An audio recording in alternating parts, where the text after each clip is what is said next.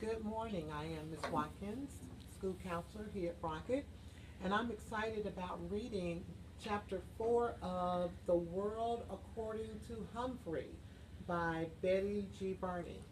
So, the title of my chapter, chapter 4, is The Most Important Man in the World. Luckily, Friday went by smoothly. Sorry to say, Saya didn't raise her head, but Heidi Hopper did amazing.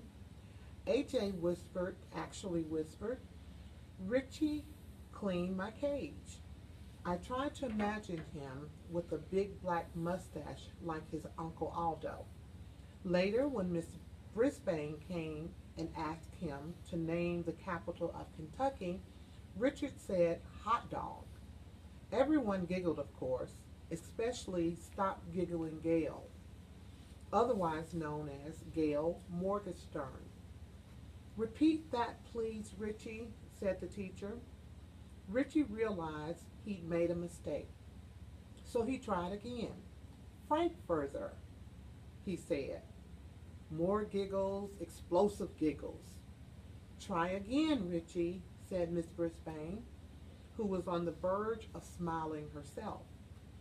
Uh, Frankfurt, he said proudly. That was the correct answer, by the way. So you see, it wasn't exactly a bad day in room 26. It's just that I was a little jittery, wondering what would happen to me when the bell rang. Would I be left alone, hungry, utterly forsaken for 2 whole days? Or would I be a captive in a haunted house of Mrs. Brisbane? At last the bell rang, and the students flew out of the door like a flock of homing pigeons in a movie Miss Mack showed us. Just then the room mother stopped by. One was Heidi Hopper's mother, and the other was Art Patel's mother. That's Pay Attention Art. They came to talk with Miss Brisbane about Halloween, which was less than 2 weeks away. I didn't know what Halloween was, but it sure sounds scary, especially when they talked about bringing bats and witches and even worse, cats right into the classroom. Shiver, quiver, shake. What would they be thinking? I was about to read, I was about ready to fling open the door of my cage and escape when the door opened and in walked Principal Mr. Morales. Mr. Morales is the most important person at Longfellow School. He runs the place, and everyone respects him. You can tell. For one thing, Mr. Morales always wears a tie. No one else in the whole school wears a tie except Mr. Morales. For another thing, when Mr. Morales comes into the room, everyone stops what they're doing and waits to see what he has to say.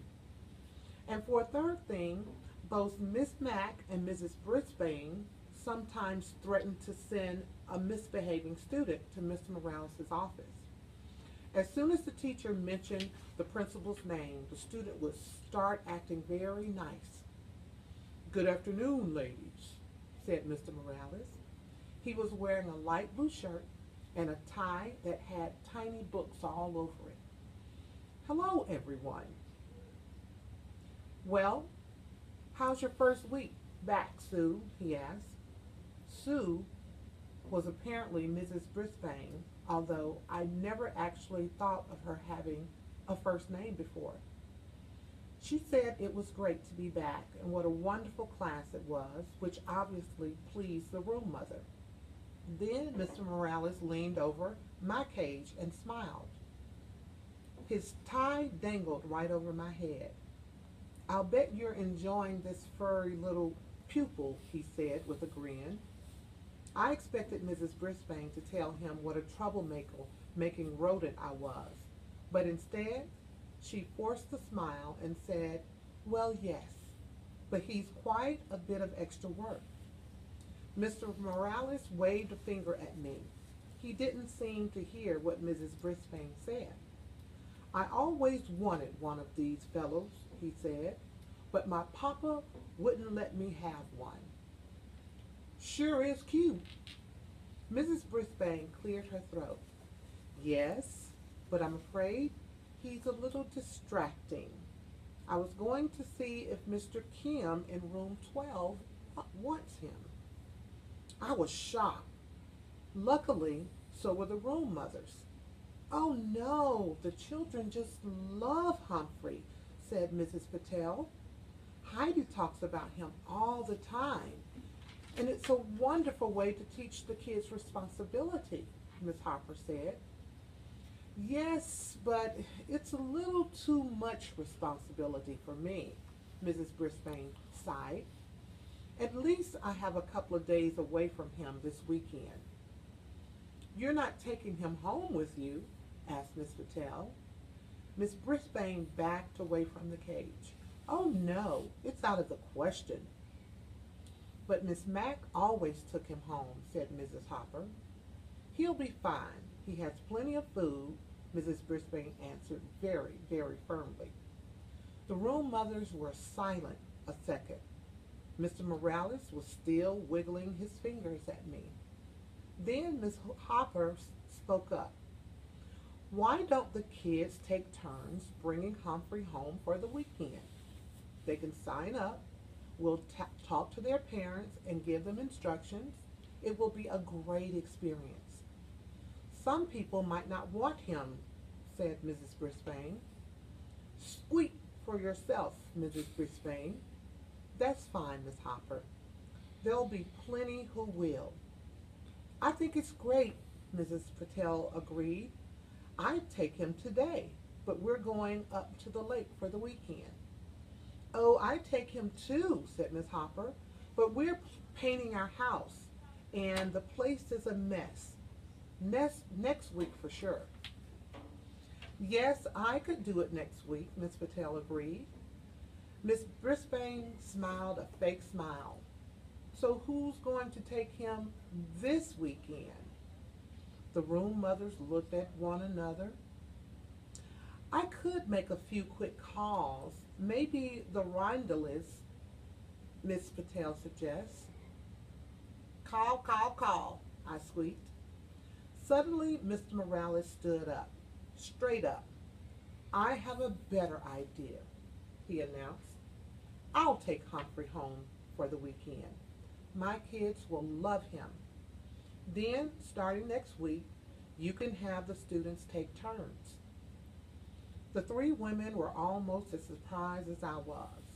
Don't worry, he'll be in good hands, Miss Morales assured them. Well, I guess I would be. After all, I was going home with the most important person at Longfellow School. As he drove me to his house, Mr. Morales told me how he'd always wanted a hamster when he was a kid. But his dad always said they didn't need another mouth to feed.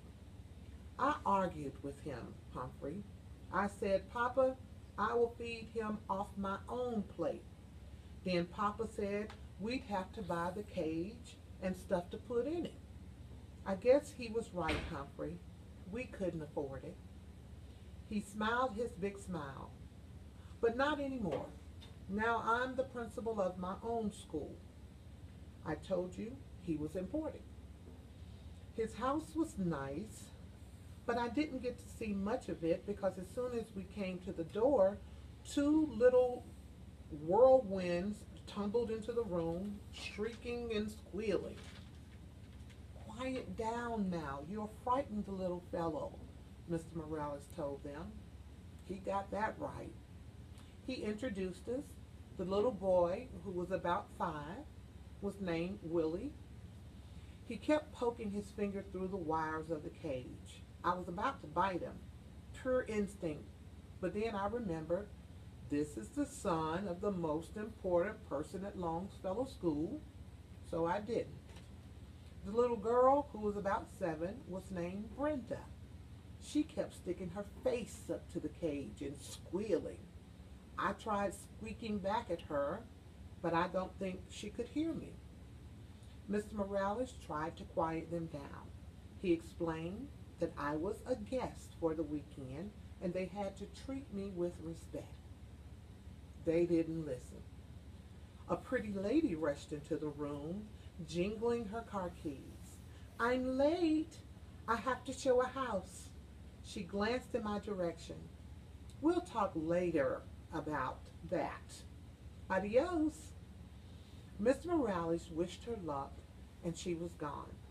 Then he carried me into the den with Willie and Brenda clinging to his legs and yelping. My cage was swinging back and forth so much I was getting airsick or cage sick. Miss Morales set my cage on a table in the family room. Now get back and listen to me, he told his children. I'll tell you all about him. Can we take him out? Screamed Willie. Can we put him in my room? Shouted Brenda.